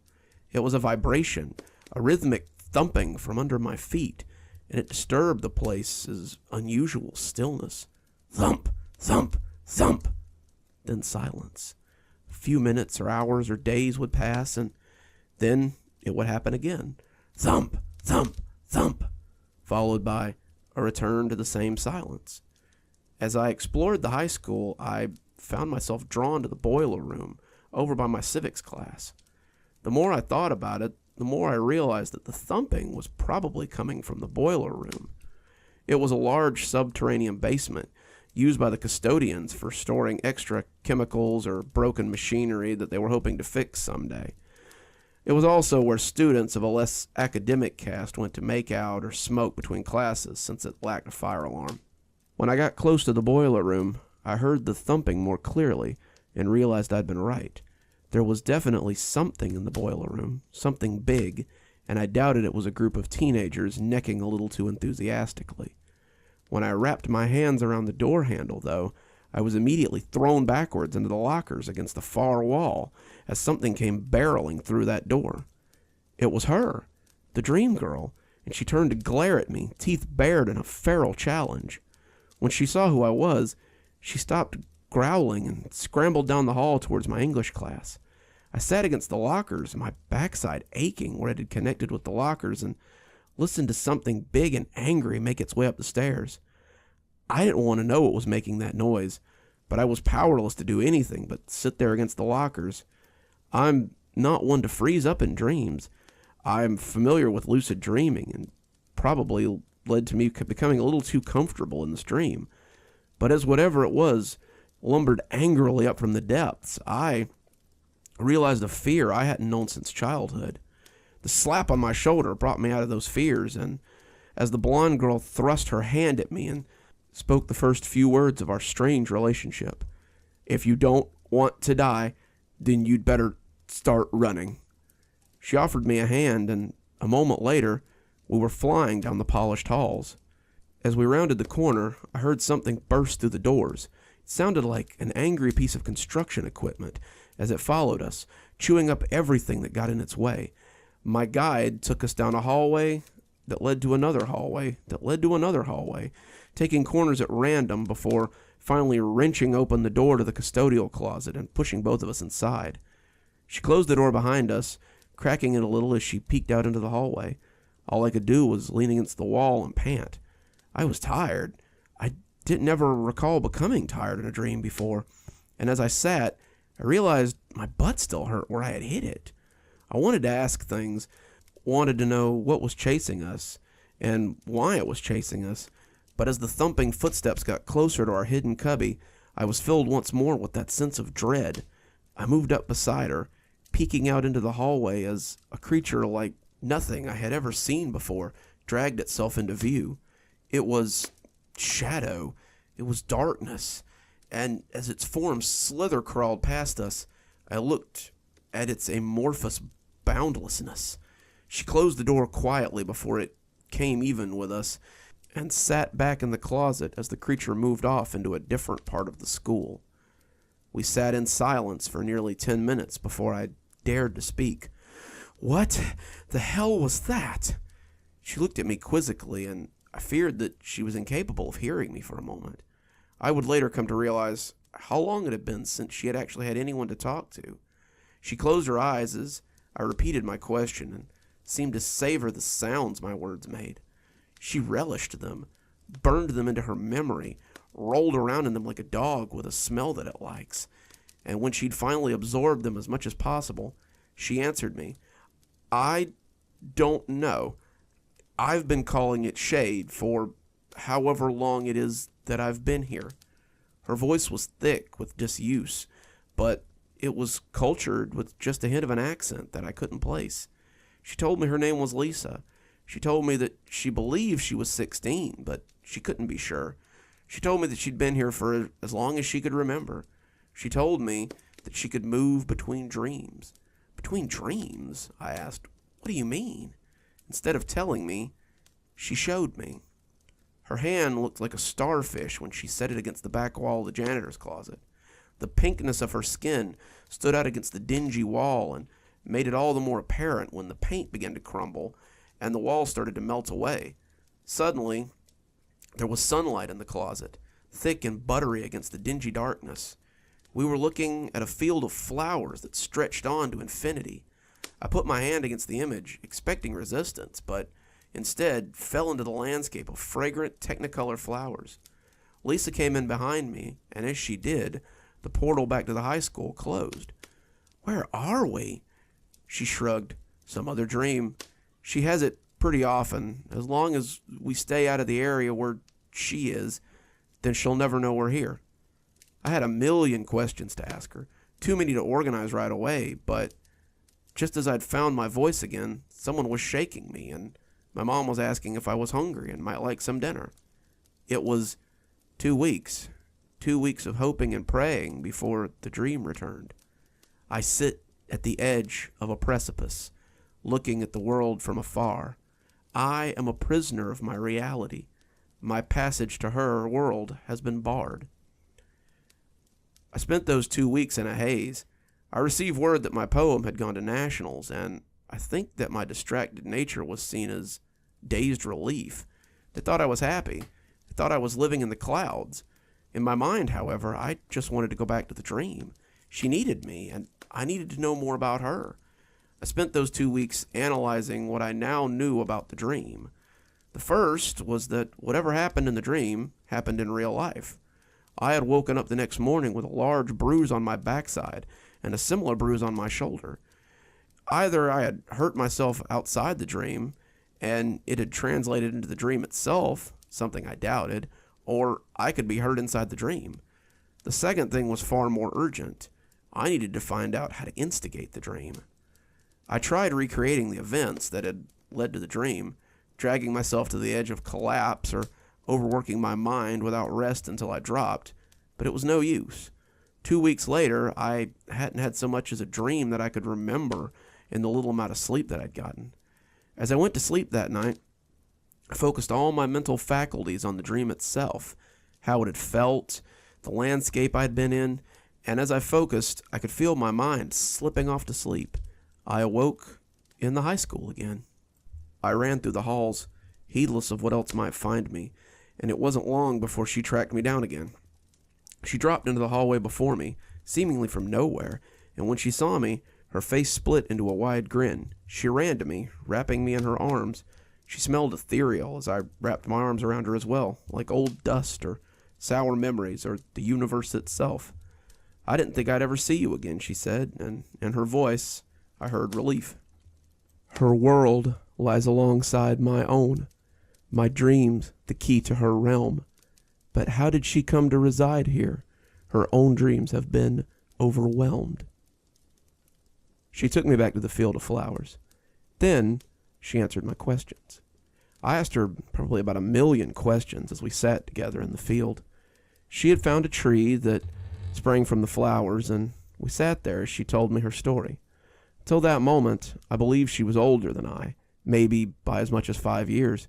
But as she spoke, her girlhood came back to her. She drew her knees in close, her blonde hair creating a curtain through which she peeked at me, and she seemed embarrassed by the story. No, not embarrassed, I guess. I now realize she was afraid that telling it to me would make it real. She'd had her own dream once. She couldn't remember what had happened before it, but she could remember there being a before.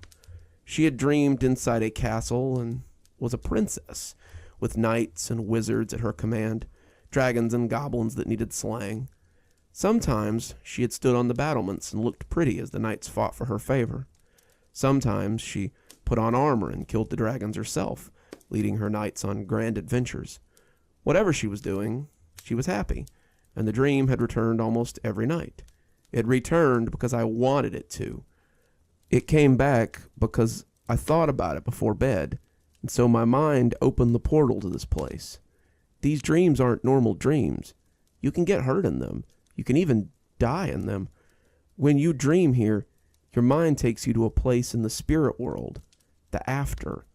I don't know how, so don't ask, but I know that it is so.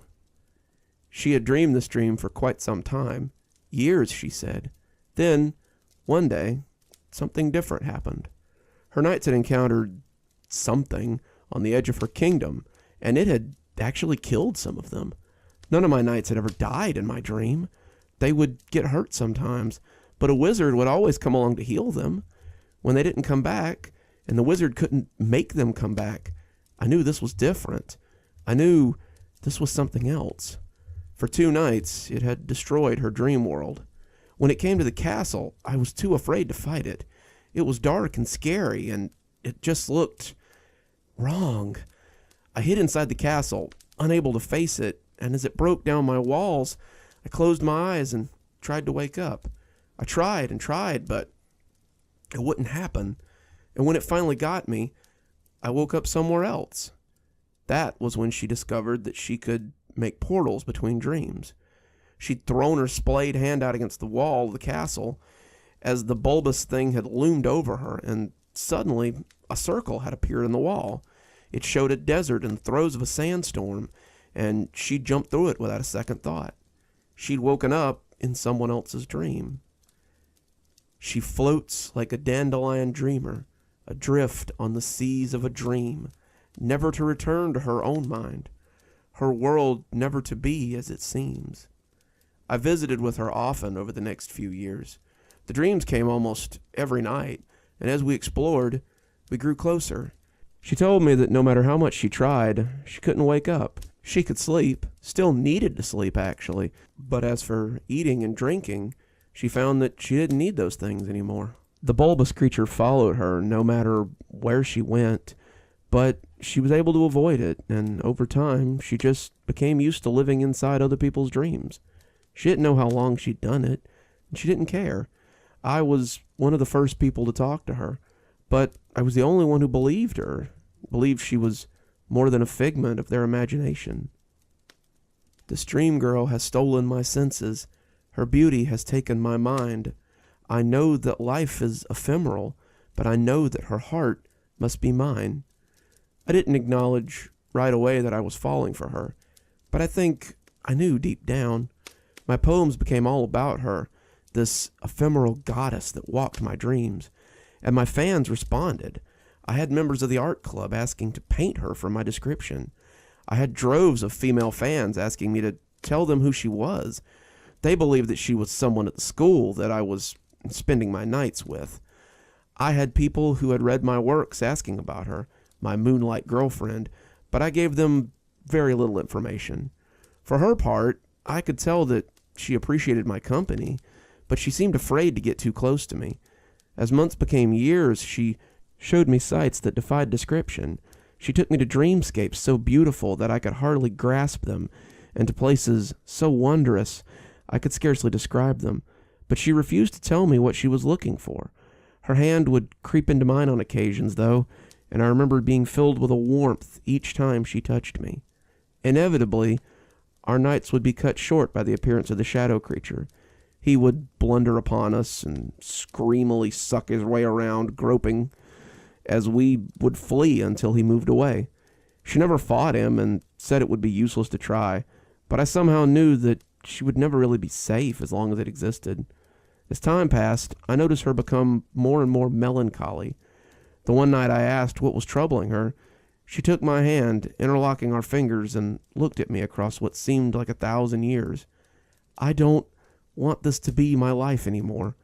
I want to hold your hand, feel its texture, and know that I won't be left alone when the dawn comes. I want to leave this place. I'm sick of looking over my shoulder for the shadow creature. I want a life."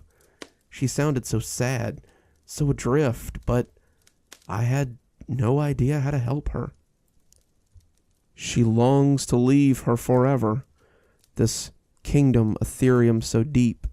She wishes to walk in the moonlight, to walk her own dreams as she sleeps. I was in my senior year when she left forever. I came into the dream high school that I'd come to know so well, and found her sitting in an empty classroom. She was seated in one of the desks, and at first I thought she was asleep. When she turned to look at me, though, I could see that she was deep in contemplation.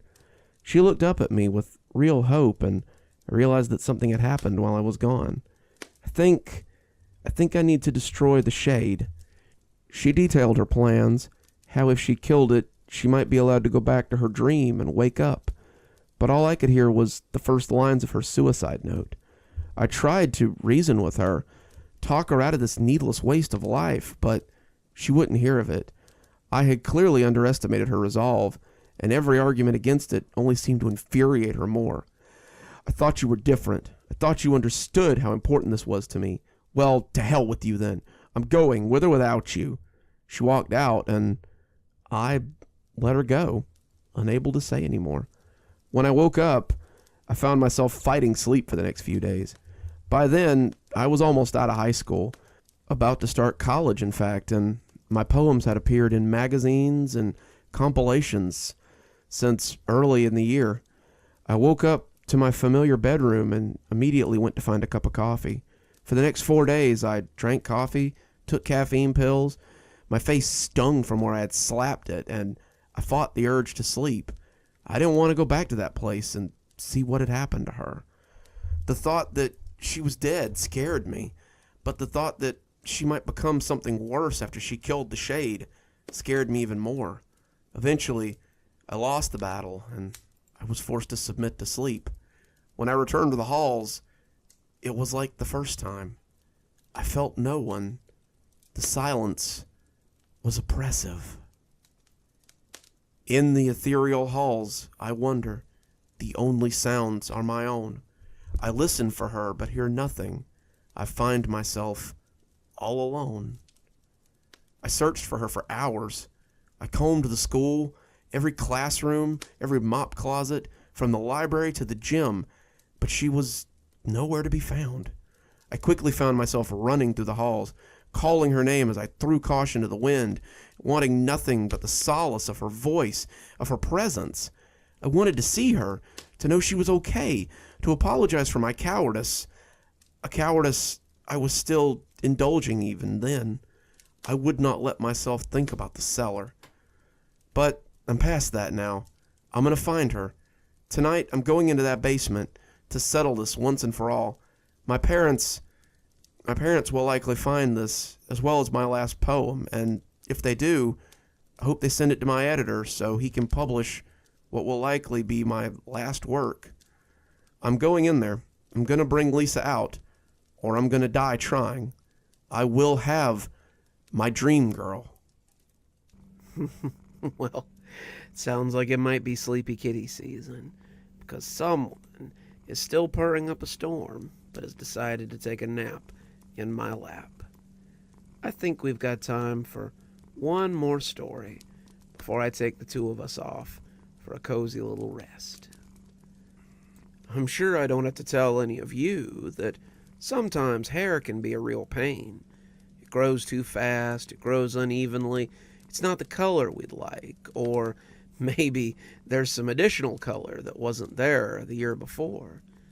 But if you find a good barber, it's always important to stay in his good graces. However, if your barber is anything like the one in today's story, maybe it's best to just steer clear.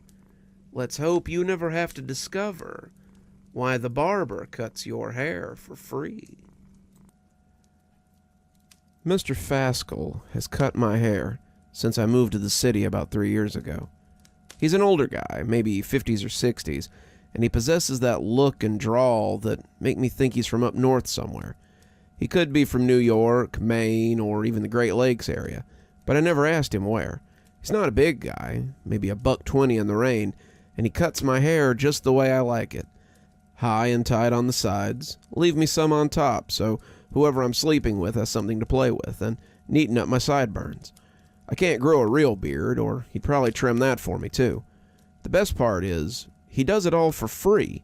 Hard to believe, I know, but it seems there was a cost after all. Our relationship started easily enough. I had an interview with the city, maintenance and custodial, and I wanted to look sharp for the interview. Everything other than that paid nothing, or barely nothing, and I really wanted to lock this job down. I had a nice set of interview clothes, some comfortable business shoes, and a winning smile. Now all I needed was a sharp haircut to seal the deal. That's where the problem lies. My hair grows abnormally fast. It always has, and when I was a kid, my dad used to bemoan the fact. He made jokes about going to barber school or buying stock in master cuts, but he always understood that when it was time for a cut, it was time for a cut. If you let it go longer than 2 weeks without a cut, it just turned into a shapeless mass. By the end of week 3, I looked like a sheepdog, and Dad would look over his paper and sigh before saying that it was time to take me to the barber. Faskel's Hair and Beards was about a block from my house, and when I stuck my head in to get their prices, Mr. Faskel looked up and smiled at me over a pile of hair he was sweeping up. Then, suddenly, he took a deep breath, and when he opened his eyes again, I asked if everything was okay. "Just fine, young man. Say, you look like a man in need of a haircut. Am I right?" I told him he sure was, and he invited me in and told me to have a seat. He had about 1,000,000 questions on my first visit. No, I didn't usually let it get this long. I liked it this way, but a little long on the top. No, I didn't use any special shampoo, just the dandruff shampoo from the Dollar General. No, I wasn't really prone to dry scalp, but a fella can never be too careful. On and on and on and on until finally it was done. He had cut it just right, the perfect length, the perfect fade, everything. I asked him what I owed him, and he told me it was free. "Come on," I said, "you gotta charge me something." "I let my customers decide what they can afford, so whatever you can afford is fine with me. Think of it as a tip." I was okay with that, and I walked out with a free haircut, while Mr. Faskel waved me out with a $10 tip. I left with a spring in my step. I felt like a new man, and I was ready for that job interview. I went home, got a shower, and when I looked in the mirror, I knew I had this. The next time I went to see Mr. Faskel, I left him a $20 tip and told him that it was all thanks to him that I'd gotten my awesome new job. For the next couple of years, I always went to Mr. Faskel's when I needed a cut. If I had a date coming up, I went to see Mr. Faskel. Promotion interview at work? Faskel. I told my friends about the shop. I went there just to get touch-ups and talk with the old fella. In no time at all, Mr. Faskel and I were friends. He liked the same sporting team I did, watched a lot of the same movies and TV shows I did, and even liked a lot of the same classic rock that I did. It was great, and I always looked forward to my bi-monthly haircut. Then, about 2 months ago, it all changed. I had come in to get my bi-monthly haircut, telling Mr. Faskel about the previous week as he cut and styled my hair. He was always meticulous, getting everything just right as he cut and trimmed, and when he turned me around to look in the mirror, it was the same way I'd gotten it for the last 3 years. I thanked him, handed him a 20, and told him I'd see him next time. "Of course," Mr. Faskel said, sweeping up the hair. "Come back any time." I was leaving, almost a block up the street, when I realized I didn't have my sunglasses. They were my brand new Oakleys, too, and they'd cost quite a bit of cash. I remembered having them when I came in, taking them off my head, and setting them down at the station that Mr. Faskel used. No problem, I thought. I'll just go back and get them. I stepped in, saying I'd forgotten my sunglasses and was just going to grab them. That's when I saw them. Mr. Faskel was looking up guiltily, his eyes panicked. He was down on all fours, eating the hair he had swept up off the ground, like he was a cow in the field. When he turned, I could see pieces of hair sticking to his lip like accusations. He stood up, wiping himself off and brushing at his mouth as he tried to explain. "Now, I know what this looks like, and I'll admit that, yes, I was eating your hair, but you have to understand your hair is what I look forward to. I don't eat just anyone's hair. Well, I used to. Now I can't wait to see you come in so I can eat something good. Why are you looking at me like that? I'm not crazy. I'm not crazy," he shouted, getting up as he stalked towards me. He seemed to realize that saying that made him sound crazy, so he switched gears. Haven't I always done good work for you? There's nowhere in this town where you could get a haircut for less than $25. I cut your hair for tips. I've cut your hair for the dollars in your pocket. I've been good to you, and you've been a good customer. Let's just pretend this never happened, okay? Let's just go back to... But I didn't hear the rest. I snatched up my sunglasses and was out the door before he could say another word. I spent a while thinking about that, and the more I processed it, the worse it seemed to get. It began to haunt my dreams, seeing him bent over, eating the hair straight off the floor, looking back at me and grinning with my hair in his teeth. And I'd wake up in a cold sweat. I know it's not a particularly scary dream, but it freaked me the hell out. I don't really like it when people put hair in their mouth. I had a girl in elementary school who used to chew on her pigtails, and it bred in me a lifetime phobia. Just the thought of wet hair in someone's mouth makes me want to puke, and I can't even touch someone's hair without cringing if they have a wig on. I know, it's a weird collection of phobias, but they're mine. It only took a couple of weeks before I started seeing new growth. My hair just grows too fast, and after 3 weeks, my boss commented that I was looking shabby. He handed me a 20 out of his own wallet and told me to go get a trim over lunch. I took it and started looking for somewhere to get a trim. The city had quite a few shops, but it seemed like wherever I went, I caught someone looking at me out of the corner of my eye. It was never anything I could prove, just a feeling, and when I looked up, I could almost swear I'd catch a glimpse of Mr. Faskel. He was gone when I looked up, but it made me extremely paranoid. I became aware of more than a glimpse as the weeks went on. When I rode the bus to work, I caught the familiar deep inhale of someone smelling my hair. When I was standing in a lunch line, I felt my hair move as someone inhaled. When I was at Walmart buying groceries, someone actually touched my hair, but they were gone when I turned around. It led me to become something of a recluse, and I only left the house if it was to go to work.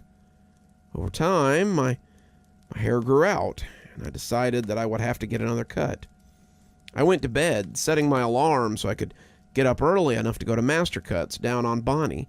It was Saturday. I had the day off, and I had chores to do before the business of relaxation. As I slipped off to sleep, I fell into a familiar dream.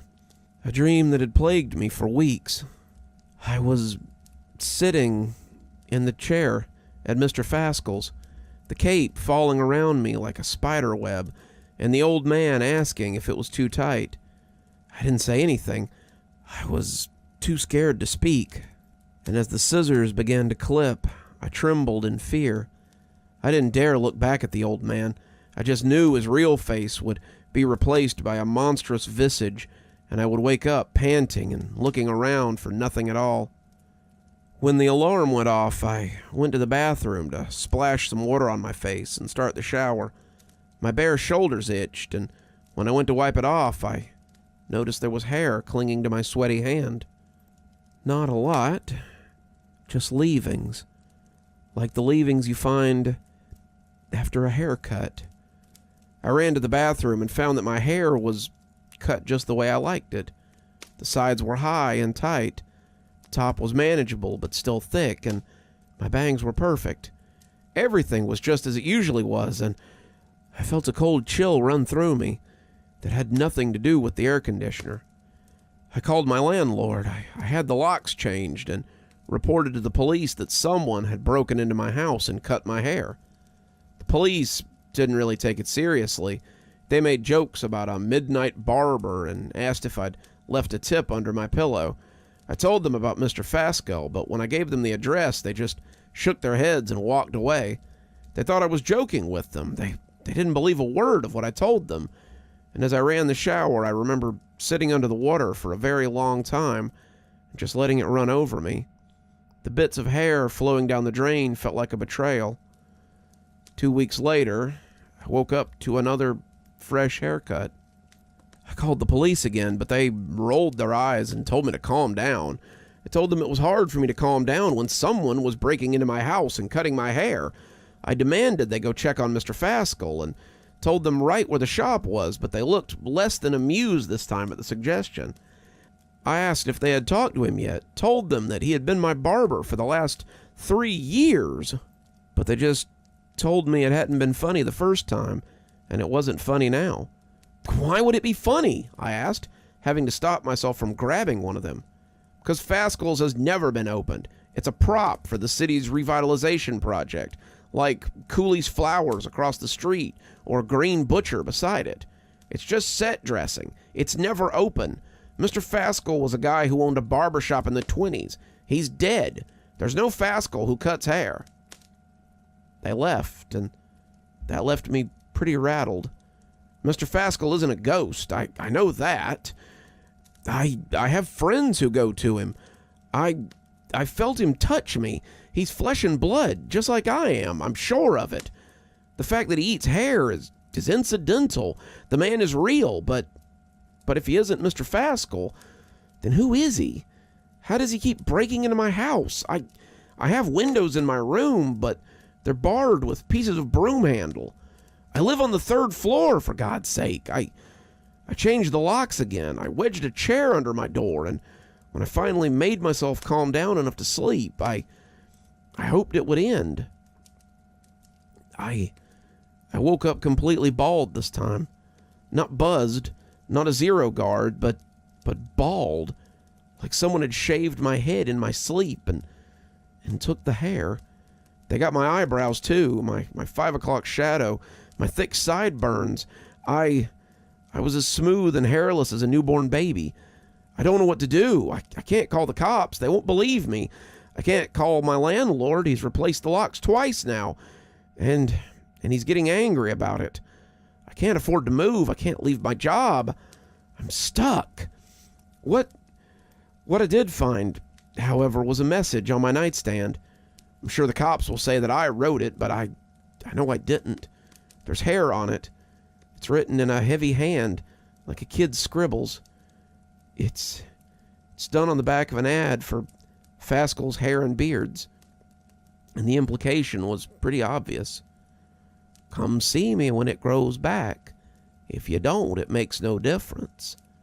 I know where to find you. I think that'll just about do it for us today.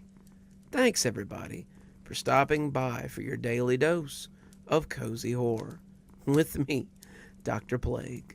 I'm sure I'll see you again tomorrow, and until then, I wish you a wonderful day and a spooky evening.